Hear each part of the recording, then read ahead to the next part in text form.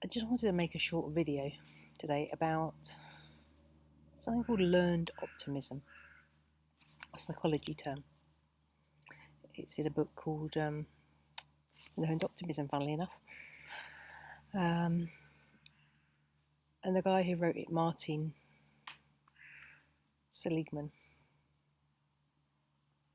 came across 3 explanations for how we see things in the world, how we see concepts.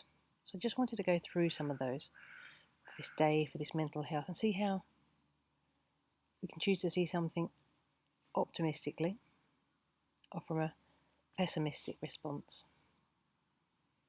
I'm going to give you a few examples. I just want you to think about it for a bit. So the first one is how you view something. Do you view it as permanent or impermanent? So what do I mean? So a permanent thing may be, I'll never own a dog, for example. That's permanent. You're saying, I will never own a dog. It's quite pessimistic. If you change that around slightly, so the impermanent one is, at the moment, I can't have a dog because I work long hours. I don't have the ability or the funds to pay someone to look after them. But in the future, there is always a possibility. That makes it impermanent. Right now, it's not possible. There's that optimism there. Now, another one they talk about is pervasive, or is it specific? So we're looking at pervasive, can't say that word. It's about looking at everything in life as the same. So let's go back to that. Let's use the dog analogy again.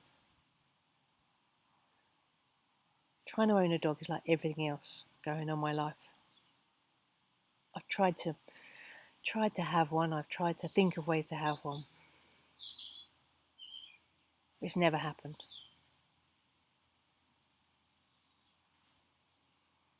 Whereas, again, if we look at it from a specific, so a more optimistic point of view, then, again, how about thinking, I may not be able to have one right now. I may not be able to have that dog right now. But I can go and walk other people's dogs. I can go for walks with other people. I can still be around dogs and learn about dogs. And in the future. And finally, maybe just thinking about whether this is whether you view it as a personal or an external reason. So, if it's a personal thing, if it's something like, and again, I'm going to use the dog analogy because it's just, obviously with my dogs here, I just don't have the ability to have a dog. Personal reason. It's coming from within. But when we move it to external things, external situations, I'm going to look at it from a different way, an optimistic way. Maybe this year was all about learning about me. Maybe this year was about learning about the time I had or I don't have.